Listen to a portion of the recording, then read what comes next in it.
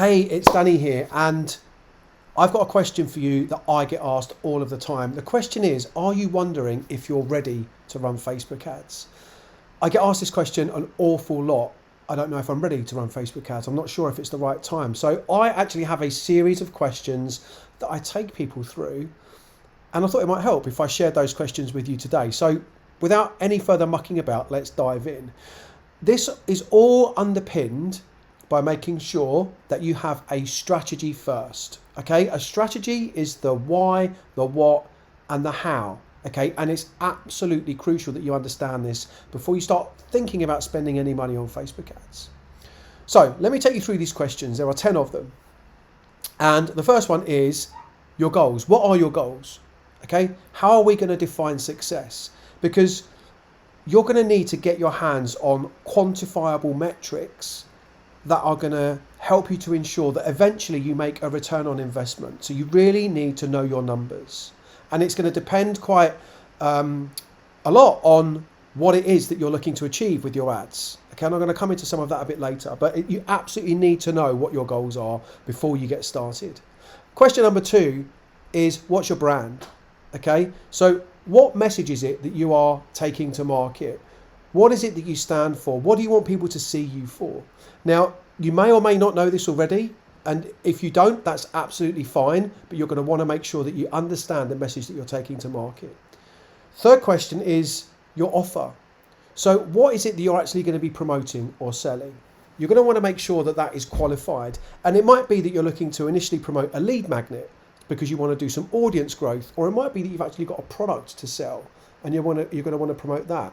The best way to qualify this is to do some work, what I call organically first. Organically just means sharing it in places without paying for ads, maybe on your page, maybe in a group, maybe via email, just to check the viability. Question number 4 is, who's your target audience? Thinking about this quite broadly, maybe a demographic kind of level, but who are you going to be putting this ad in front of? Who is it that you want to share the message with? So think about this in terms of their location. Where do they live? What age are they? What's their sex? Thinking about them at that kind of demographic level. That then leads into question number 5, which is, who are the personas that exist within that audience, within that demographic? So who are we targeting specifically? So let me give you an example. Many of my clients tend to be female. It's just the way that my business has grown. And my ideal client might be a female aged between 25 and 55 that lives in the UK or USA and is a coach or a business owner. They tend to be the people that I can get the best results for, and that's kind of how my business has grown. So demographically, we understand the location, the age, etc. But then I'm kind of being a bit more specific and thinking about, well, who is my ideal client in a more detailed description? Coaches, business owners. And the reason that you want to understand that leads into question number 6.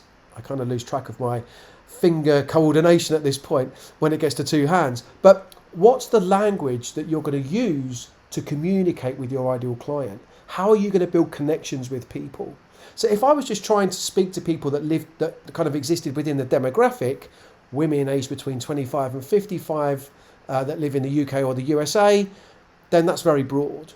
But then when I start to narrow that down to personas and think about, okay, well, it's coaches or business owners, they have their own challenges, pain points, things that keep them awake at night. They also have their own desires and needs and wants. And I need to really understand those, and also the kind of language that they use in their world, so that I can connect with them. Okay, so it's really important to understand the language that you're going to use to communicate with your clients. Now, question number 7 is about lead magnets. Okay, so you may be looking to do some audience building initially. So you're going to be thinking about how you're going to bring people into your world that don't know who you are. Okay, and to do that, you're going to need a lead magnet. You may have lead magnets already, but you might also want to test some different lead magnet concepts to see which one's going to work the best. But you will need some kind of lead magnet if you're looking to build your audience. Question number 8 is all about the online journey. So for me, it's really important to understand, where are you going to take people and how are you going to achieve your end goal? That's really, really important to understand. So it might be, again, if you're looking to build your audience and you want to run what I call list building ads, then your online customer journey or funnel might be add to landing page where they type in their details, and then they hit the submit button, then they go to a thank you page, and you tell them on the thank you page, hey, thanks for opting in. It's the guide's on its way to your email. Check your spam folders. Hey, and while you're here, why not join my free Facebook group, because it's absolutely amazing. So that's an online journey. You need to have all of this kind of mapped out before you start spending money on ads. Question number 9 is the marketing strategy that you're going to be using to achieve your goals. So ultimately, if you're list building, you're not going to just want to run ads to build your list and then leave it there. Building a list for the sake of it, it'll kind of be a vanity metric, and there'd be no point in that. Ultimately, you're going to want to be positioning something that you can sell, be it a product or a service. So what's the marketing strategy that you're going to use to achieve your goals? It might be that you're going to run ads to promote a challenge. It might be that you're going to build your audience and grow a Facebook group and then run a challenge inside of there. It might be that you're going to want to promote a webinar or a masterclass, or maybe you're just going to go direct for the sale, which is quite common in e-commerce, for example, or if you've got what's called a self-liquidating offer.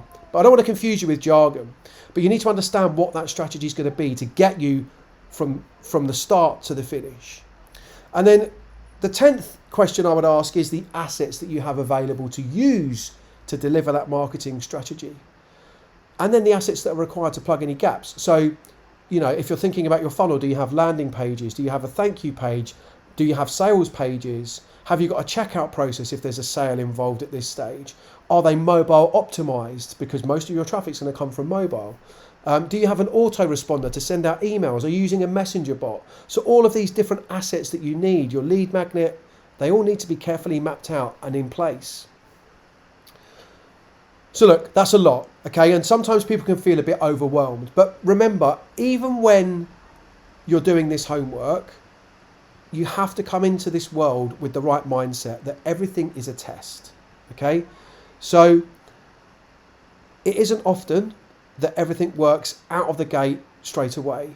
And you need to understand that if it's all completely new to you, then you're going to be testing a lot of different things, and you'll need to understand how to interpret the data that you get from Facebook ads and your funnel platforms and your email autoresponder to see where the gaps are.